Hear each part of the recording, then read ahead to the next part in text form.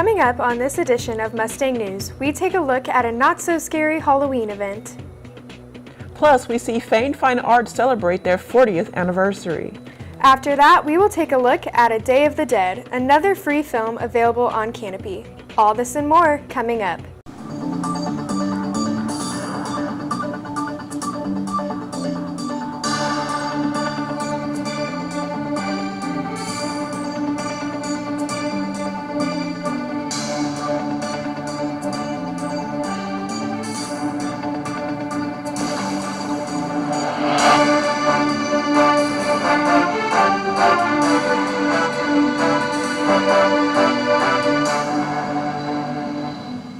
Hello and welcome to Mustang News. I'm Latoya Fondren. And I'm Jessica Wollenberger. Halloween came early for some at the River Bend Nature Center last Friday. Reporter Stephen Gomez has more on the story.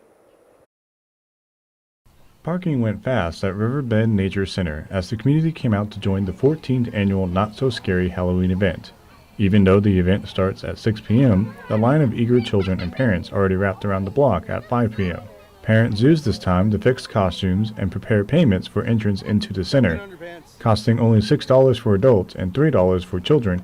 For a night of fun and games, is no wonder the community response has been positive.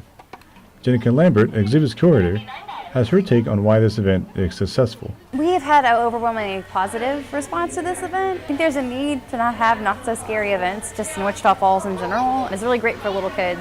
But it's nice for adults too. There's candy everywhere, it's fun, there's crafts, there's games. They get to see things they never got to see before, so it's a really good event. Seeing a variety of animals and insects ranging from owls to lizards to spiders, the Not So Scary Halloween event encourages guests to interact and learn more about nature while maintaining a Halloween atmosphere. Candace Pivito shares her feelings about the Not So Scary Halloween event. It's super fun and it's affordable and the volunteers are all awesome and we love it. Keeping the buildings introduce more of the event outside where guests can find food, live music, and outdoor games. The event gives guests a feeling of security where everyone can have a good time enjoying an early Halloween. So that way I could bring my kids out and have a good time and see what Wichita Falls has to offer. It's our favorite holiday. And our costumes are pretty cool. The biggest attraction is the Flashlight Fun Trail. The line was so long it spilled out onto the outdoor games section. Guests were given flashlights to use in the dark while on the trail. The River Bend volunteers then took groups of people and showed them the local wildlife and decorations. The trail wrapped around the main outdoor stage and was far enough to feel like a separate event. It ended with free candy for those involved. River Bend Nature Center has more events coming up this month and in November. For Mustang News, I'm Stephen Gomez. To learn more about upcoming events at River Bend Nature Center, go to their website www.riverbendnaturecenter.org.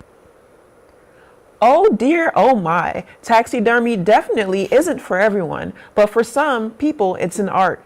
One of those is Brandon Cecil, owner of Pioneer Wildlife Studio. Let's take a look at this taxidermy shop in Henrietta where we find out more on how to properly mount a deer.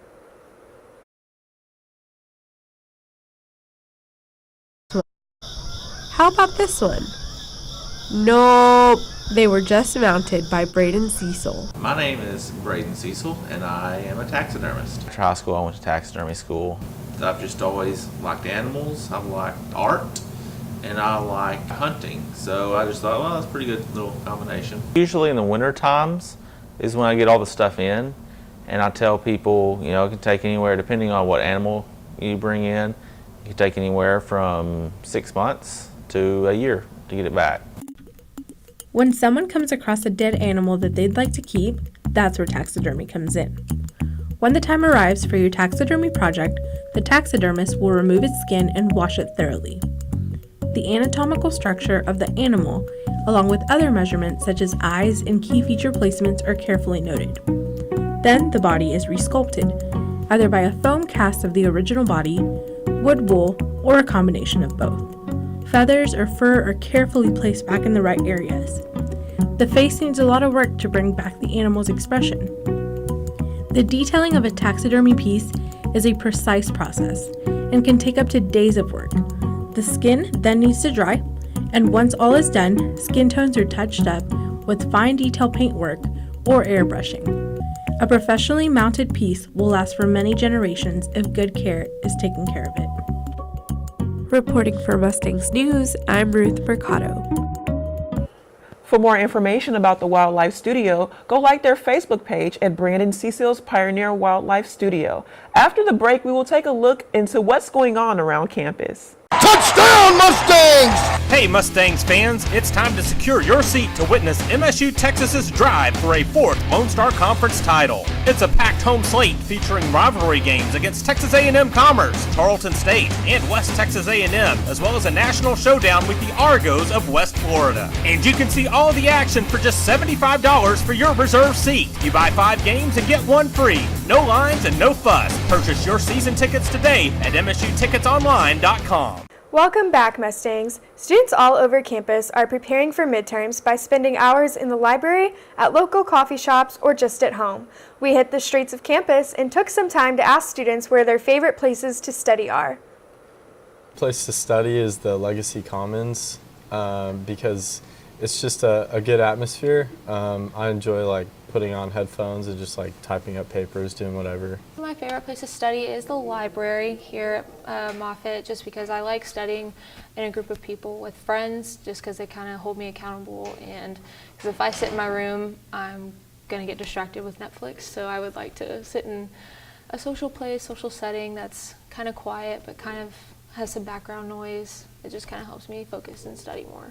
My favorite place to study is just the mass comm wing. I like to come up here because I work up there, so a lot of the times during my shift, I'll just come up there and study in the labs, just kind of hang out and do my research on the computers, do my readings, play some soft music. It's just really nice atmosphere up there.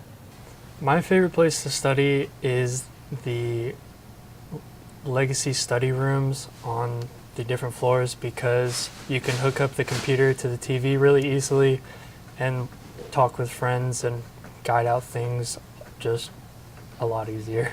My favorite place to study is at A Street because it's super cozy and it's a really nice atmosphere, and you can also get a cup of coffee.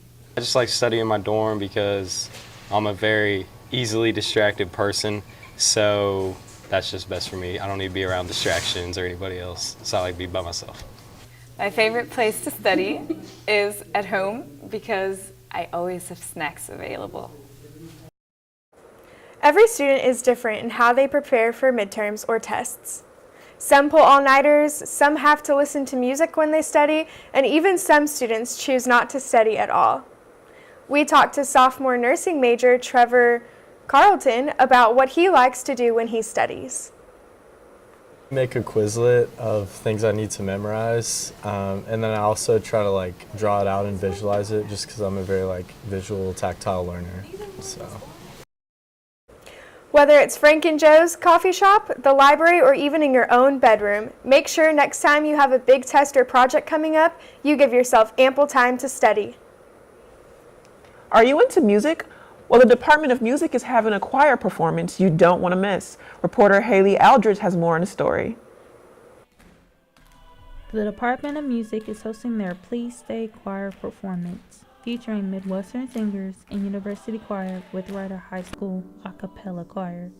Candace Benjamin, senior psychology major, says that they had a thoughtful message to give to people while showing it in their actions on stage. I thought the message was very inspiring. It brought out a lot of emotions because it was pleading in a sense, asking everyone to stay, and it was still hopeful, encouraging those who are going through stuff, to just hang on and to talk to someone.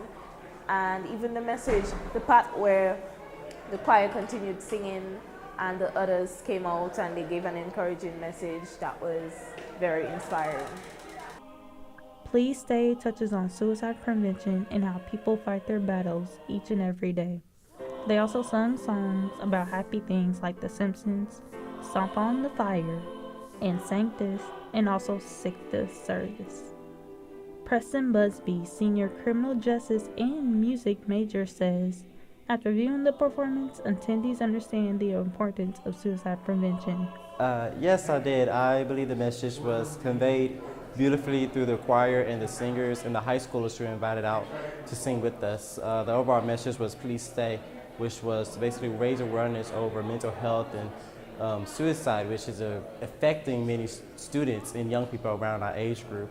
And I believe the message was received well, just looking at our audience and seeing their facial expressions and not quite knowing when to clap and when to just sit there and reflect on their own thoughts and what was going on in the world. Upcoming choir events, check out msutexas.edu and find out more information about National Suicide Prevention Lifeline. Call 1-800-273-8255 if you have any questions. Reporting for Mustang News, I'm Haley Aldridge. For more information about suicide prevention, call the number, and you can go to msu.edu for more information about upcoming choir performances. Now we head over to Era Washburn for an exciting anniversary that happened right here in our very own building. Thanks, LaToya. And yes, it was a big day for the FAIN College of Fine Arts last Tuesday. 40 years was celebrated in the building's atrium, and I was there to cover the milestone. I'm here at Lamar D. FAIN Fine Arts Center at MSU, Texas, where we're celebrating the 40th anniversary of the building. Behind me you can see some students, faculty, and even some members of the community that have come here to celebrate today. Some of the guests even include University President Dr. Shipley and Dean of FAIN Fine Arts Center Dr. Martin Camacho. The college has a lot to celebrate, having seen tremendous growth and development over the past 4 decades and especially in recent years. Just earlier this fall, the atrium windows were replaced. Over the summer, FAIN was renovated to become ADA compliant in the theater and theater bathrooms, and last fall marked the completion of the addition of the new mass communication wing. Over the course of 40 years, the FAIN College of Fine Arts added departments such as mass communication and music. Spaces have been modernized to suit the current needs of the programs, and upgrades have been made to the equipment students and professors use daily. Dean of FAIN Fine Arts, Dr. Martin Camacho, says this type of growth is essential for MSU students. It is a commitment of the university and the FAIN College of Fine Arts to provide an environment for students, an optimal environment for them to grow and learn as young professionals. Some of those young professionals returned to the halls of FAIN Fine Arts to see the new environment. Alumni were invited to the 40th celebration to display their art and see the changes made since they attended and graduated. Mass communication alumni Kristen Gregg says she knows firsthand the power of having updated equipment can have on your studies. I can say that I went through E&G with the old studio, and it made me want to drop out of school. But whenever it came to my senior documentary, I got the new building with the new equipment, and it was a piece of cake. Attendees at the 40th anniversary celebration were allowed to take a full tour of FAIN Fine Arts Center after hearing speeches from Dr. Shipley and Dr. Camacho and enjoying some light refreshments. The tour was followed up with a free dress rehearsal performance of Dracula by the theater department. In its 40th year, FAIN Fine Arts can expect to see even more development.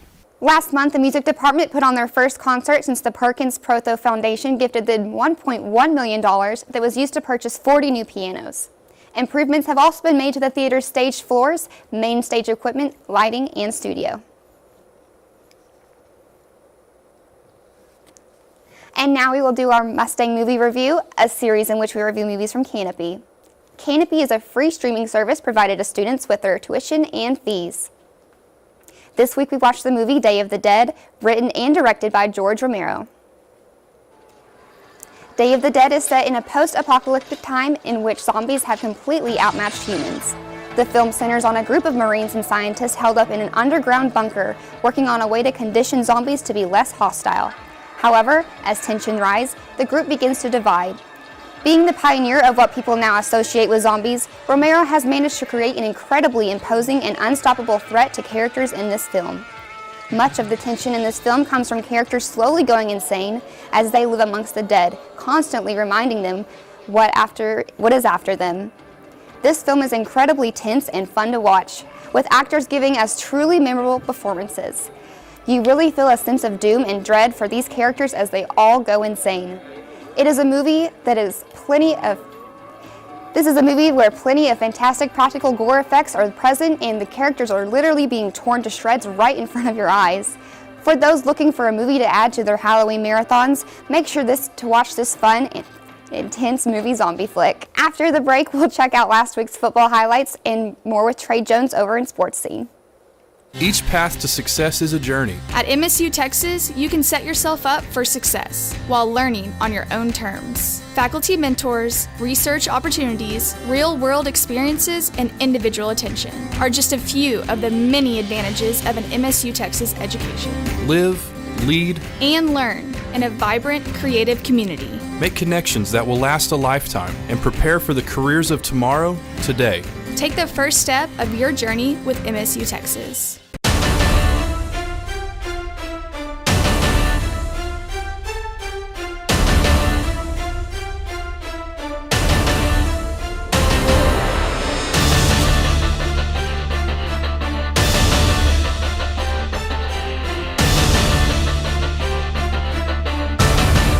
Welcome to Sports Scene, I'm Trey Jones. After their devastating one-point loss against Texas A&M Commerce, the football team had a redemption game against Texas A&M Kingsville, and man, did the Mustangs redeem themselves.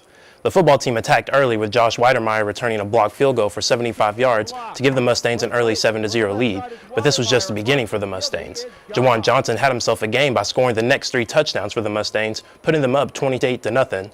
Tyreek Edwards and Vincent Johnson both scored touchdowns of their own to leave the Mustangs in a 41-0 lead to shut out the first half. It was smooth sailing for the rest of the game as the Mustangs put up 28 more points against Kingsville to close the game 69-14. Leighton Rapp had another amazing game, throwing for 5 touchdowns for 338 yards and added a rushing touchdown on top of that. Jawan Johnson was the favorite target of Rapp today, catching 4 touchdowns for 202 yards. After the victory this week, the Mustangs will face the 10th-ranked Tarleton State. Good luck, Mustangs.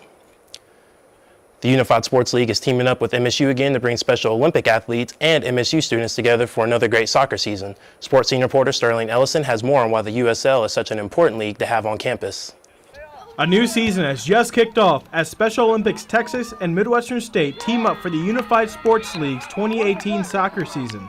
In their 3rd season with MSU, the USL continues to promote social inclusion by grouping Special Olympic athletes with MSU students on teams of each other, leading to friendship and appreciative experiences.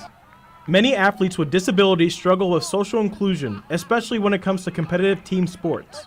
The USL helps to combat this by having a competitive league where athletes with and without intellectual disabilities can come together and build relationships through sports. Special Olympic athlete Ronnie Baker talks about the positive benefits that the USL offers. Actually getting involved with all the athletes and the students and actually get to know some of the football players through our flag football that we did with MSU, and getting to know these soccer players and getting to know these students and just making friends, and it's awesome. The USL not only impacts the Special Olympic athletes, but the MSU students as well.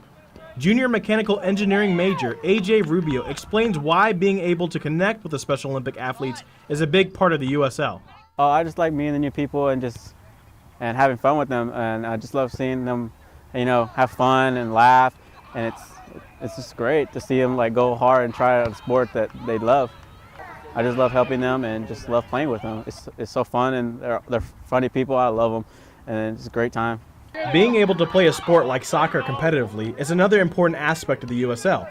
Special Olympic athlete Orrin Jordan talks about why soccer is such a great sport to play for the league. It keeps you in shape, and it gets you more better when you practice a lot, and it makes everybody physical and entertained. While playing soccer is entertaining and competitive, the personal connections that the Special Olympic athletes make with the MSU students is what drives the Unified Sports League. AJ Rubio speaks about a connection he has made on the field. One of the important connections is Orrin, I guess, I would say. He's amazing. He goes hard at whatever he does, 100% every time, and I just love seeing him go hard, and he learns so much so fast, and I just love seeing that. Students looking to volunteer on campus have the opportunity to join the USL anytime in the upcoming weeks. Junior finance major Chuy Torres talks about volunteering for the USL. Literally today, one of AJ's residents, one of the partners, his resident came out. He's like, "Hey, I'm interested." He literally just saw us playing, and he was like, "I want to do that. That looks like fun." And just because he saw the athletes and the partners playing together, he's like, "I want to join into that." So it's the atmosphere. Literally, when you come here, it's it changes your attitude, and it gives you this happy vibe. So. The Unified Sports League shows that no matter who you are, the love of sports will always bring us together. For M&G Media, I'm Sterling Ellison. Monday, MSU's own women's golf team competed at the NCAA Division II National Preview in Palm Beach Gardens, Florida. Prior to that, we were able to catch up with them and get an inside look into how they prepped for the competition. In only their third competition for the year, MSC women's golf team is gearing up to compete on a national level at the PGA National Champions Golf Course in Palm Beach Gardens, Florida. Despite the big task ahead of them, spirits are definitely high, and freshman Anna Kittleson is especially excited. I'm really excited, especially because we're going to Florida. Kittleson says her optimism comes from hard work. We're playing pretty well so far, so I think we should do really good. This will be the team's first time playing on the PGA course, and anticipation is high even for head golf coach Jeff Ray. I mean, this is the national preview. It's going to be, so this golf course that they're playing on is the PGA National. It's where they play the Honda Classic on the PGA, so it's a phenomenal golf course. And that's where they're going to have the national tournament in the middle of May. And that would be obviously one of our ultimate goals would be to go to the national tournament. So this will be a great field, a great golf course. It's going to be a great trip for the girls. Overall, the team just plans on staying strong, according to sophomore Savannah Snyder. We're a great team. We have good work ethic, and I believe that we can get it done if we keep our minds in the game and stay strong throughout the tournament. For M&G News, I'm Karen Pierce. The Mustangs volleyball team faced Texas A&M Commerce on October 9th, ending a 5-game homestand. Although the Mustangs put up plenty of points on the board, it wasn't enough to stop the Lions, who won all 3 sets 25-15, 25-23, and 25-22. The Mustangs fell to 3-16 on the season and 1-10 in the Lone Star Conference. Head coach Valerie Armstrong says although their win column isn't what they want it to be, she is excited about how the girls have progressed over the season. We hung in there tonight, scoring 22 and 23 points. So we had our chances. It's just we have a lot of youth, and that's part of it. And I'm excited to see just getting my system implemented and getting us going. It's just brick by brick. Armstrong says the team is growing week by week. She looks forward to building onto the girls have accomplished in the seasons to come. The Mustangs volleyball team will be back home this week to take on Western New Mexico on Friday, October 19th at 5:30. Good luck, Lady Mustangs.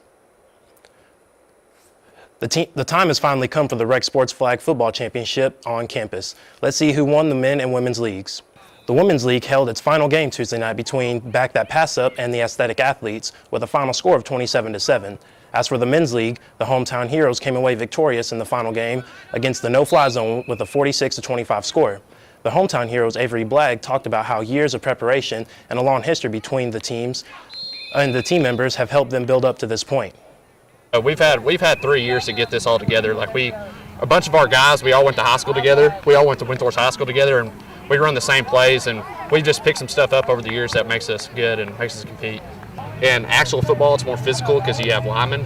You have offensive linemen and defensive linemen. So I'd feel like this is more of a skilled game, so it counts on your routes, how hard you run your routes and your spacing and getting pressure on the quarterback. Even though the flag football season is over, there are still plenty of other sports that are open for the registration. For more information, check out the MSU IM League's website. Coming up next, we have an interview with Wellness Center Assistant Director Mike Richardson. Stay tuned.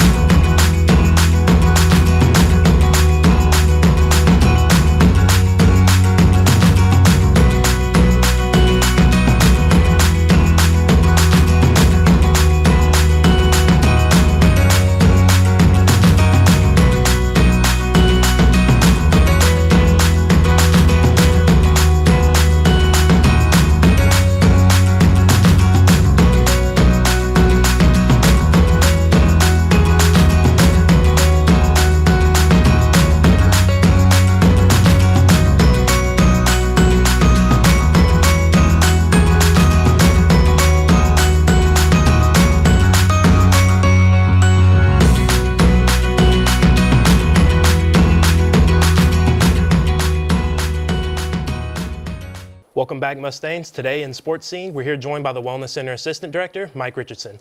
Thanks so much for joining us today. Thanks for having me. So the first question I have is, what are your favorite parts about leading the rec sports? I love leading the rec sports, really getting to know the students and stuff like that, giving the students an opportunity for student employment through our department is also a huge positive I really enjoy. And I love sports, I love organized recreation, and so that's what really attracted me to this job in the first place. Right. And so just I guess my favorite part, like I said, I love interacting with all of our participants. I love helping our student employees grow and grow professionally and kind of help send them on the way as they start their full-time careers whenever they graduate. Right. And like I said, I love organized recreation. I love sports. So that's what really attracted me to the job, and that's why I still enjoy it to this day. Awesome. And what are some of the advantages or benefits students have by participating in it? So I believe basically you get out what you put in.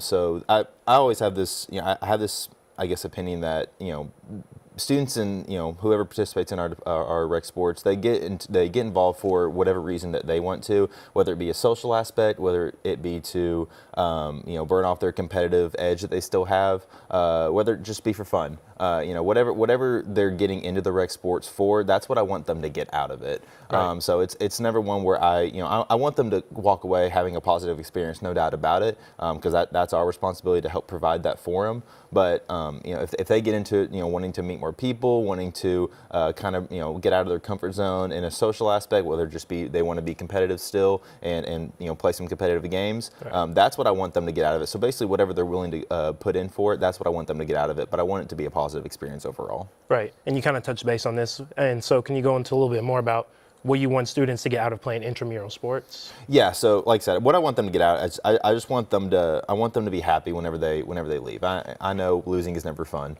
right. But win, lose or draw, I want them to walk away saying, look, I had fun. We for this department we want students. We want this to be a big student-led portion of our department. Obviously, with policies and procedures in place, stuff like that. But we want the students to have fun with this, and we don't want it to be we don't want it to be me making all these rules and then right. students complaining about all that stuff. We want them to have fun with it. We want them to enjoy it. Right. And so basically what I want them to get out of it is have a positive experience, have fun, and and whatever they came into rec sports for, that's what I want them to leave with. So as long as they're doing that, as long as participant satisfaction is high, then we're happy at the end of the day. Okay.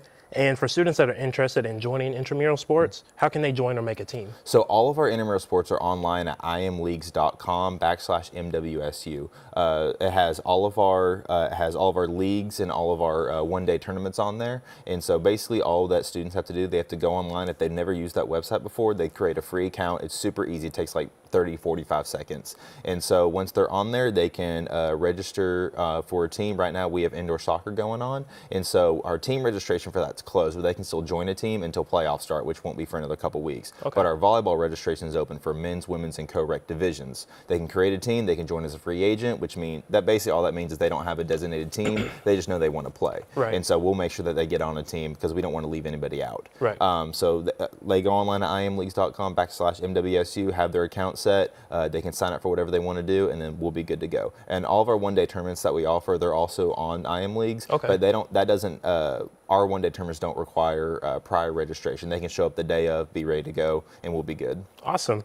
And what are some sports that are coming up later on in the semester? I know you mentioned that volleyball was coming up. Mm-hmm. Yeah, so right now we're in indoor soccer. This is the first week of indoor soccer, and so that just started. Like I said, team registration for that is closed, but they can still be added onto teams. Okay. All of our divisions for volleyball are now open, men's, women's, and co-rec.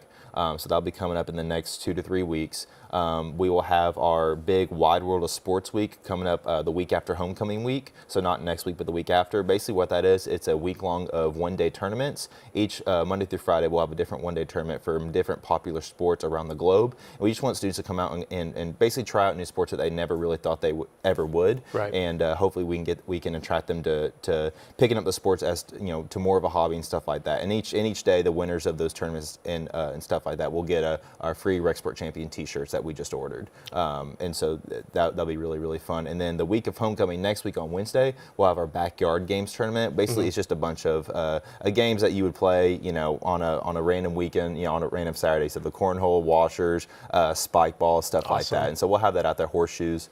And so that'll be next Wednesday from 3 to 5 behind the Wellness Center, basically by the Outdoor Recreation Center. It'll be taking place there. So they can always go online, sign up at IM Leagues. But yeah, those are things that we have coming up. Indoor soccer going on, volleyball, those one-day tournaments, Wide World of Sports Week. So we hope to see everyone. We hope people get involved with us. Awesome.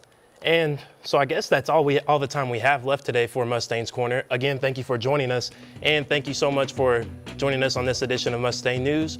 For more information, you can follow us on Twitter, Instagram at MNG Media, and like us on Facebook. Be sure to tune in next time for Mustang News.